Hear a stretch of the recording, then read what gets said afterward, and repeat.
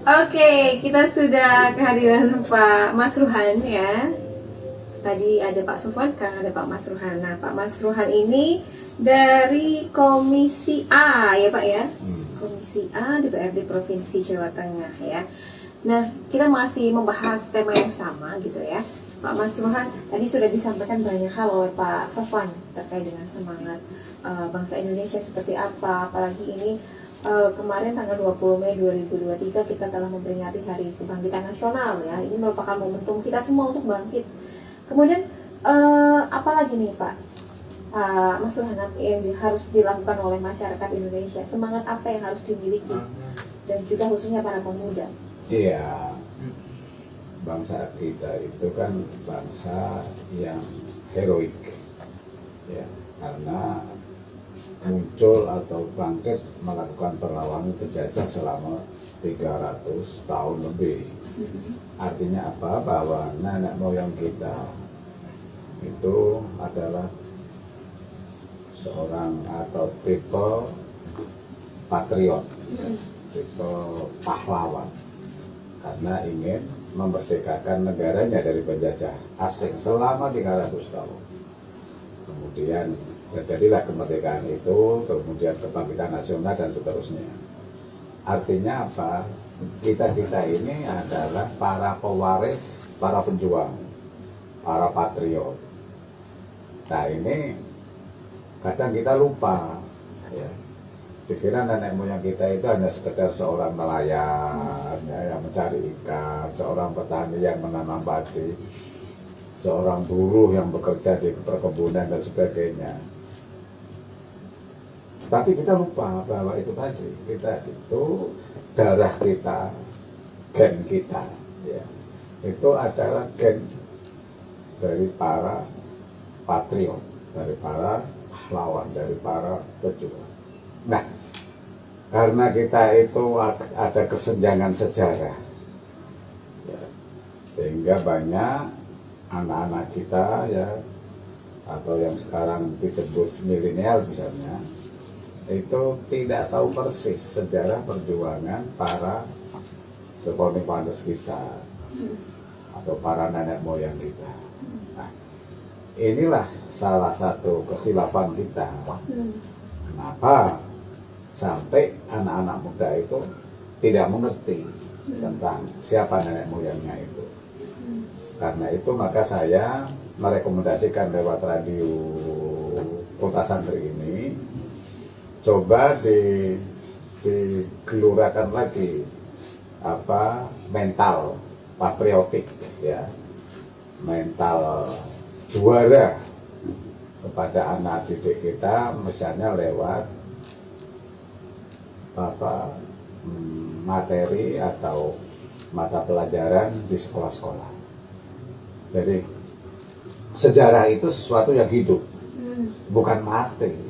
Jadi sejarah itu tidak sekedar apa bercerita tentang Candi Borobudur, kemudian penumpasan G30 SPKI, tentang hari apa kebangkitan nasional. Tidak sekedar mengingat bahwa dulu ada begitu, tidak sekedar itu. Tetapi bagaimana sejarah itu dihidupkan untuk masa sekarang. Jadi kalau kita bicara soal apa patriotisme atau Hari Kebangkitan Nasional ya, itu berarti kita bicara bagaimana kebangkitan nasional di zaman sekarang, mengacu pada zaman dulu. Siapa coba tokoh-tokoh kebangkitan nasional, siapa coba? Ayo, siapa yang tahu nih di studio? Nanti akan ada reward dari Budi Utomo. Ya, sekitar itulah ya. Itu tokoh-tokoh yang tidak sekedar untuk dibaca sebagai sejarah masa lalu, enggak, tetapi juga harus kita bangkitkan sekarang ini. Misalnya kita sekarang bagaimana patriotisme kebangkitan nasional zaman sekarang. Apa itu? Cinta tanah air, gitu ya. Cinta produk sendiri. Ya kalau saya sih tidak menolak datangnya restoran cepat saji dari luar negeri, ya, yang sekarang mulai menjamur sampai ke daerah-daerah pelosok-pelosok di Pekalongan ini. Saya tidak menolak itu. Tetapi jangan kalah dong. Misalnya menu masakan itu di bundaran sana agak ke selatan itu, agak ke barat itu enak itu. Saya sering ke sana itu. Ada opor ayam, ada ayam goreng khas nenek moyang kita, khas mbok siapa itu. Dan itu laris gitu. Tetapi anak kita kan lidahnya itu nggak bisa itu menikmati itu opor ayam goreng. Ya ayam goreng sondeng, megono nggak bisa. Dia lebih familiar untuk menikmati menu yang sajian tepat saji apa restoran cepat saji itu yang itu apa bukan kesalahan si anak kita, tapi kesalahan kita tidak bisa mensosialisasikan atau mengaktualisasikan opor, mengaktualisasikan megono, apalagi yang menu sini tahu tuh. Coba itu disosialisasikan dan dikemas sedemikian rupa. Ya. Ini berarti apa, tantangan kita tidak bisa menyajikan ini sekedar contoh ya, menu makanan yang bisa diterima oleh lidah-lidah anak-anak kita. Jadi bukan anak kita yang salah, ternyata yang branding dari luar itu menunya senang, itu cocok sekali padahal dari sisi aspek ilmu gizi atau apa itu kan sajian sampah menu yang cepat saji itu kan menu-menu sampah itu kalau di orang-orang di Amerika sendiri, di Inggris sendiri nggak suka itu masakannya orang-orang yang segera ingin dapat misalnya makan sambil nyetir ya, karena keburu-buru waktu mau ke kantor mau kerja asal aja ngambil cepat saji kan, dimakan sambil berjalan. Itu hanya untuk memenuhi kebutuhan yang emergensi sementara. Tetapi di kita enggak, jadi berbondong-bondong satu keluarga, ayo nanti malam minggu jadi style kita ke jadi gaya hidup, malah jadi gaya hidup orang kota modern katakan, padahal di sana sampah itu. Kenapa dikatakan sampah? Karena tidak memenuhi standar gizi gitu. Nah, coba kalau menu kita megono, tauto banyak sayur-sayurnya, ada lot apa di sini, pecel misalnya, yang terkenal siapa? Pecel di sini, pecel atau rumah makan apa di sini yang tradisional, yang khas? Mak Parti. Kalau di Semarang itu ada Bobre ya, ada Bu Suharti, ayam goreng Suharti, macam-macam itu. Tadi dikira saya promo. Jadi ini sekedar contoh dalam rangka menghargai hari kebangkitan nasional. Kita peringati dengan mencintai produk sendiri. Tetapi mencintai produk sendiri itu jangan slogan tok. I love, love, tanda apa tuh, cinta produk sendiri. Jangan sekedar kampanye itu, tetapi bagaimana produk sendiri ini yang tauto, yang opor, yang macam-macam itu dikemas, ada semacam inovasi itu. Begitu Pak. Orang-orang tua ini memperkenalkan apa yang dimiliki Indonesia termasuk masakannya. Jadi gini, tadi saya bilang di sekolahan perlu ada acara pelajaran sejarah yang hidup. Sejarah itu barang mati. Sejarah itu adalah mengambil nilai-nilai patriotisme zaman dulu, kemerdekaan, proklamasi, kebangkitan, itu diaktualisasikan pada zaman sekarang. Dengan cara apa? Itu tadi membuat si anak itu mencintai produk sendiri. Kemudian itu di sekolahan, di keluarga itu jangan biasakan dong keluarga itu terus semacam rekreasi, kemudian untuk refreshing dan sebagainya, mengajak keluarga anak-anaknya ke itu tadi tempat-tempat yang sebetulnya kalau di barat hanya sebagai menunya para pekerja tambang, pekerja jalanan itu ya. Di kita menjadikan satu sajian yang Nah itu jangan. Jadi pola pikir semacam itu dirubah. Kalau mau kita apa nyenengin anak-anak seminggu sekali atau sebulan sekali, bisa ada, ayo makan-makan, cari dong warung makan yang menunya itu khas Pekalongan. Nah karena itu tadi ya cara penyajian juga diperlukan, inovasi di bidang menunya, kemudian tempatnya. Jadi kalau misalnya tempat pecel ya jangan yang kumuh lah, yang bersih. Jadi kalau orang duduk-duduk sama keluarganya, anak-anaknya, istrinya itu nyaman gitu. Iya, agar tidak tergerus dan tidak tertinggal dengan negara-negara lain yang terus berinovasi gitu ya Pak ya. Terus berinvasi dengan ke negara lain, termasuk makan-makanan zaman sekarang yang mana pemuda-pemudinya ini lebih familiar dengan kayak Korean food, bahkan ada yang sekarang Thailand food gitu ya. Nah Pak Masruhan, tadi disampaikan oleh Pak Sufan Sumadi terkait dengan kebangkitan nasional adalah dengan mempererat persatuan, kemudian mencintai budaya sendiri, termasuk tantangan terbesar saat ini adalah minimnya lahan pertanian nih Pak, karena banyak sekali lahan pertanian yang diubah menjadi perumahan, ruko dan lain sebagainya Pak. Ini juga ada pertanyaan yang sudah masuk Pak ke kita terkait dengan biaya pupuk yang mahal dan langka. Bagaimana nih menurut pendapat dari Pak Masruhan sendiri? Ya ini tanggung jawab pemerintah juga. Jadi ada kebijakan subsidi, kalau nggak salah dulu, zaman dulu saya masih kecil itu ada itu subsidi dari pemerintah untuk pupuk, karena ini sangat membantu para petani. Jangan sampai para petani ini hidup di bawah kungkungan apa istilahnya, ada orang atau pihak yang nanti kalau kamu panen harus dijual ke saya karena saya telah mengutangi biaya Anda, itu apa namanya itu. Jadi makelar atau neng desaku kono Kendal kono tukang tebas itu kan yang membeli. Nah itu ketika mau masuk musim tanam itu dibantu gitu, diutangin bukan dibantu. Jadi kamu saya utangi, terus nanti kamu belinya harus ke saya.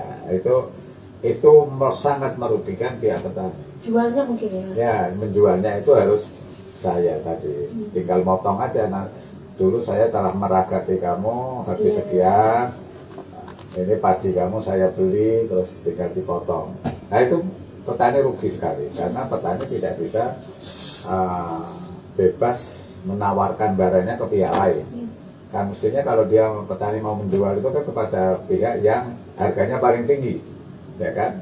Nah, tetapi karena sudah terjerat dengan bantuan utang itu tadi, maka dia menjadi korban. Nah, agar tidak menjadi korban, petani itu harus ada upaya empowering, pemberdayaan petani. Di antaranya apa? Subsidi pupuk. Itu harus ada subsidi. Pemerintah misalnya mensubsidi pupuk sehingga petani itu merasa dibantu oleh pemerintah, tidak dibantu oleh tukang tengkulak itu tadi, tukang yang penebas itu tadi. Karena itu ya rekomendasi saya dalam siaran radio ini, pemerintah perlu meningkatkan, kalau nggak salah masih ada itu subsidi, tetapi perlu ditingkatkan subsidi pupuk untuk para petani, baik itu padi maupun palawija, pola jagung, kedelai, kacang dan sebagainya, itu harus dibantu. Itu yang pertama. Kemudian yang kedua, harus ada petani itu mempunyai perserikatan, mempunyai organisasi, mempunyai kelompok. Sebetulnya pemerintah sudah tidak berkali-kali lah sudah menyampaikan kepada masyarakat, ya baik itu gubernur, bupati, untuk adanya kelompok tani. Karena kalau tani itu bersatu, ya satu kelompok terdiri dari sekian orang dengan lahan sekian hektar tegalan atau sawah, itu kalau kelompok itu dia kuat gitu. Jadi kalau ada pihak lain yang mau merugikan, itu dilawan sama kelompok itu, karena ini satu kelompok. Coba kalau nggak ada kelompok satu-satu, itu lemah sekali posisi tawar petani.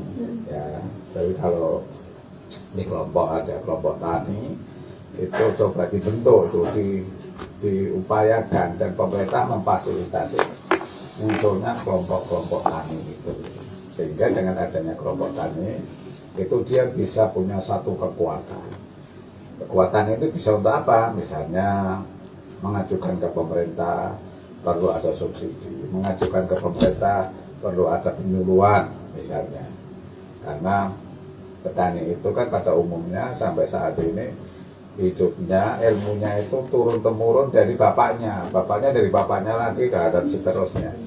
Jadi di bidang teknologi pertanian itu masih sangat minim kita itu. Nah, itulah yang menjadi kendala kita, ya perlu ada penguasaan teknologi, ya teknologi berkaitan dengan kebutuhan para petani. Kalau saya bicara petani itu sebetulnya dengan nelayan juga ya.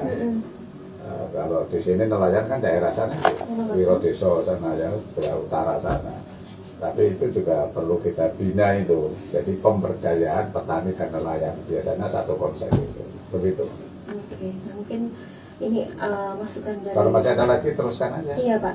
Semoga ini ke depan ada solusinya ya Pak, biar pupuk juga tidak mahal karena. Jangan ke depan, ya sekarang, sudah sekarang. Mulai saat ini ya. Saat ini coba siapapun ya yang mendengar siaran radio Kota Santri ini, yang pertama saya himbau untuk ditingkatkan terbentuknya organisasi kelompok tani. Jadi kalau ada 1.000 petani misalnya di Pekalongan ini, buatlah berapa kelompok, satu kelompok terdiri dari 50, dan seterusnya 50 petani. Kemudian kalau sudah ada kelompok tani, kemudian ajukan kerjasama dengan pihak-pihak tertentu, misalnya kerjasama dengan Pemda pasti ya, agar dapat subsidi, dapat penyuluhan, kerjasama dengan perguruan tinggi misalnya. Kalau di sini ini ada UIN Gus Dur, ada nggak itu fakultas pertanian misalnya? Di Unikal ada. Unikal ya, atau jalin komunikasi atau kerjasama dengan IPB misalnya, kan jelas sana Universitas Pertanian kan. Itu coba di Undip itu bagus itu fakultas pertaniannya. Coba kerjasama itu.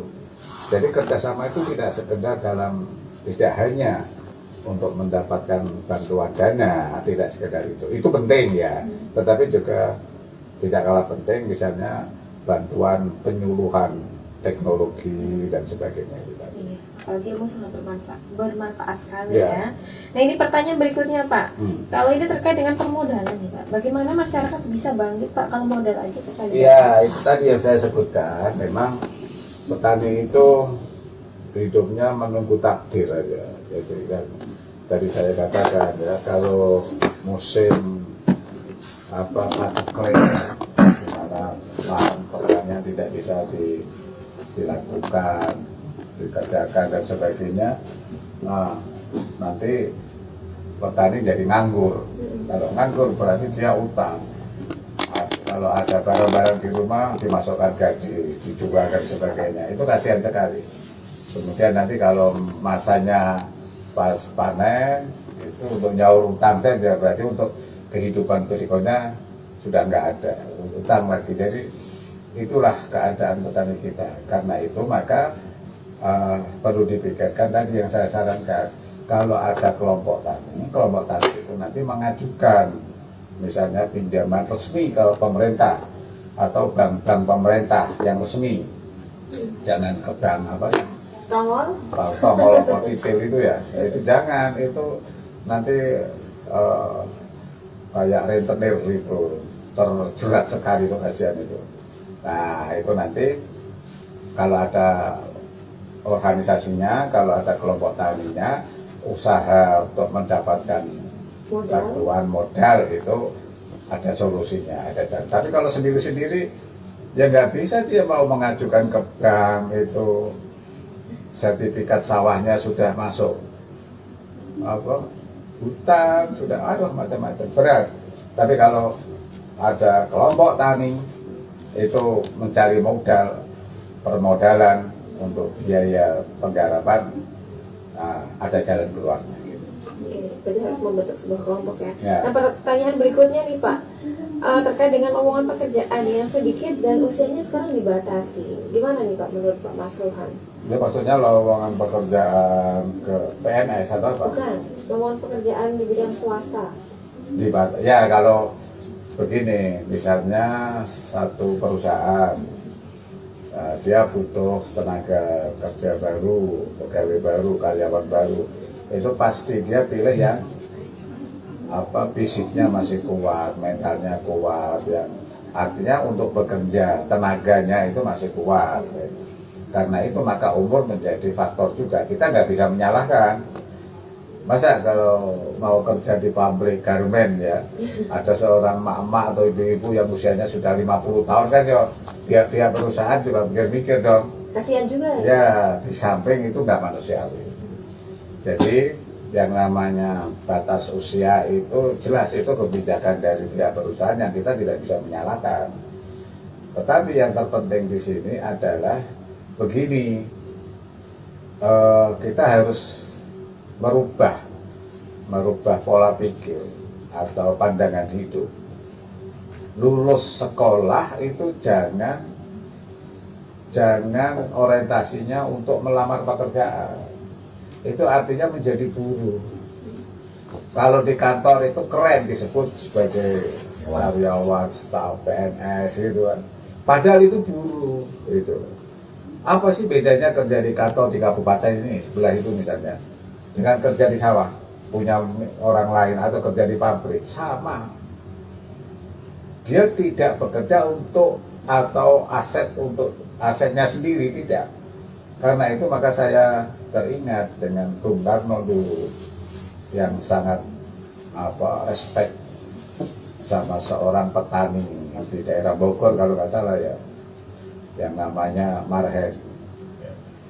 Ditanya oleh Bung Karno si Marhen itu, kamu kok anak muda masih muda kok jadi petani? Ya, karena saya menggarap sawah saya sendiri. Dia menggarap sawah sendiri untuk membiayai hidup sendiri dengan tenaga sendiri. Dia menjadi majikan untuk dirinya sendiri. Itulah yang kemudian paham mencintai produk sendiri, asetnya sendiri dengan tenaganya sendiri, atau namanya mandiri itu tadi, dengan paham marhenisme. Itu dari seorang namanya Marhen. Kalau dulu namanya Ahmad misalnya, pasti Bung Karno akan mengatakan Ahmadisme gitu. Nah itu apa? Itu menjadi juragan untuk dirinya sendiri. Jangan juragan pada orang lain. Jangan. Bekerja untuk diri sendiri. Iya. Nah itu harus kita tanamkan pada anak didik kita yang masih pada sekolah itu. Mental, jangan menjadi mental babu, mental buruh. Ya ada sih yang kesana. Kalau nggak ada yang kesana nanti saya banyak jadi PNS, nggak ada kan. Saya banyak bekerja di pabrik. Tetapi itu bukan pilihan utama. Nah, itu puluhan terakhir, pilihan terakhir ketika kita sudah tidak bisa hidup dengan diri kita. Apa hidup dengan diri kita itu? Jual gorengan. Itu membuat sendiri, goreng sendiri, dijual. Dia tanggung jawabnya kepada dirinya sendiri.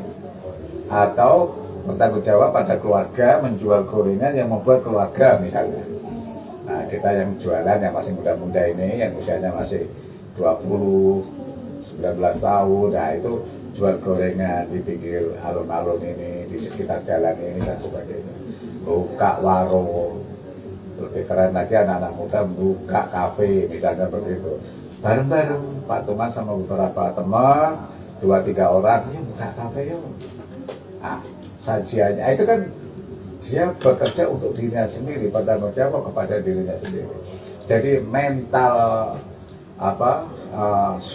mental swasta ini harus ditanamkan pada anak didik kita, sehingga ketika dia itu lulus sekolah ditanya, kamu menjadi apa? Mau menjadi pengusaha? Gitu. Saya mau menjadi penjual bakso misalnya. Jangan ditertawai, itu mulia sekali, bagus sekali. Ya. Mau membuat ini, mau menjual ini dan sebagainya. Sehingga orang ketika ditanya, kamu besok kalau lulus mau apa? Mau menjadi PNS, nah itu malu. Mau kerja di pabrik itu malu. Itu. Nah ini butuh waktu untuk merombak pola pikir orang tua kita dan anak-anak kita. Oke. Nah, terakhir nih Pak Mas Ruhan, pesan Boleh. untuk pendengar kita yang lagi mendengarkan, bagaimana biar kita bangkit untuk Indonesia yang lebih maju di tahun 2045 nanti? Iya, tapi kopinya mana tadi kok nggak difokusin? Saya jadi nggak fokus ini. Oh gitu ya Pak Mas Nah Ruhan. ini enaknya di radio Kota Santri ini udah sambil siaran sama Yuni Pak. Mbak Yuni, udah ramah, masih ada kopi. Para pendengar semua, sejenak saya tak diruput kopi tubruk buatan siapa ini? Buatan RKS Pak. RKS ya, bismillahirrahmanirrahim. Wah enak banget, Enak ya Pak ya? gulanya sedikit jadi terasa pahitnya gitu ya. Tadi dikatakan apa tadi? Pesan untuk pendengar kita Pak, Ya. bagaimana biar bangkit? Para pendengar radio Kota Santri dimanapun kalian berada, yang pertama jadilah kita warga Kota Pekalongan, Kabupaten Pekalongan, warga masyarakat yang bangga dengan produk sendiri. Ya, di sekitar kita mencintai gorengan, mencintai Pindang betul. Pindang pindang betul Pak. pindang tetel. Iya. Iya. Pernah saya dulu pernah enak sekali. Habis ini nanti. Ya. Ada tuh di sebelah sana itu. Jadi kayak keluar pintu tol, kalau mau ke sini kan kanan itu. Itu yang ke kiri, terus ada jembatan air sungai kecil gitu. Masuk ke kiri terus ada di tengah sawah itu. Itu pecel terong. Pecel terong Pak. Betul. Sampai saya bawa pulang gitu ke Semarang. Saking senangnya, enak sekali. Saya bawa pulang sampai rumah, baunya udah kurang bagus karena pecel terong itu kan ada santannya. Makan langsung enak. Iya, sambil makan langsung saya bawa pulang, maksudnya mau bilang sama istri nanti ini kok enak sekali. Itu kita cintai produk sendiri itu. Yang kedua, kita bangga menjadi orang Indonesia, menjadi orang Pekalongan, orang Kajen, orang Wonopringgo. Bangga. Kenapa bangga? Karena inilah takdir Tuhan kita menjadi anak Pekalongan, menjadi orang Indonesia. Harus disyukuri. Coba bayangkan kalau kita menjadi orang Arab, belum tentu seenak sini, ya kan? Oh nanti kamu harus begini, itu nggak enak. Yang enak jadi orang Indonesia. Dan kita bangga. Jadi kalau kita jadi orang Islam ya orang Indonesia yang beragama Islam. Kalau orang Katolik ya orang Indonesia yang beragama Katolik. Sehingga kita khas Indonesianya itu ada. Jadi tidak harus pakai gamis, jenggoten kayak orang Arab, dumeh orang Islam terus harus pakai gitu, enggak. Ya, tidak harus begitu. Kita bangga jadi orang Pekalongan, pakai sarung buatan Pekalongan, batik Pekalongan, pecis juga buatan Pekalongan kan. Nah jadi inilah cinta Indonesia, cinta produk sendiri, bangga dengan negaranya sendiri. Inilah apa tadi nasionalisme atau mewarisi spirit kebangkitan para pahlawan yang dulu sudah berjuang dan berkorban untuk kita semua. Oke, terima kasih Pak Mas Ruhan. Ngopi lagi. Oke, boleh nanti Ya. kita lanjut ngopi habis ini ya Pak ya. Dan tadi sudah kita dengarkan bersama Pak Sofwan Sumadi dan juga Pak Mas Ruhan yang memberikan banyak informasi gitu ya, mengedukasi kita juga, menyadarkan dan memberikan pencerahan bagaimana kita harus bertindak agar Indonesia bisa menjadi negara yang maju di tahun 2045 nanti. Salam untuk teman-teman yang ada di gedung Berlian sana Pak Mas Ruhan ya. Oke. Sampai Saya di- sampaikan salam apa Mbak? Salam sayang pastinya dari Salam rakyat. saya. Kalau Kabupaten salam saya Bogor. khusus untuk saya aja. Salam hangat itu, Salam hangat. salam damai, salam kebangkitan. Nah Ya, itu. betul ya. Ya, sampai di sini kebersamaan kita. Terima kasih yang sudah setia, sudah mendengarkan kita. Jangan lupa tetaplah stay tune karena masih banyak acara menarik yang bisa Anda simak dan juga bisa Anda tonton di channel RKS TV. Saya Yuni dan kru yang bertugas pamit undur diri. Wassalamualaikum warahmatullahi wabarakatuh. Waalaikumsalam.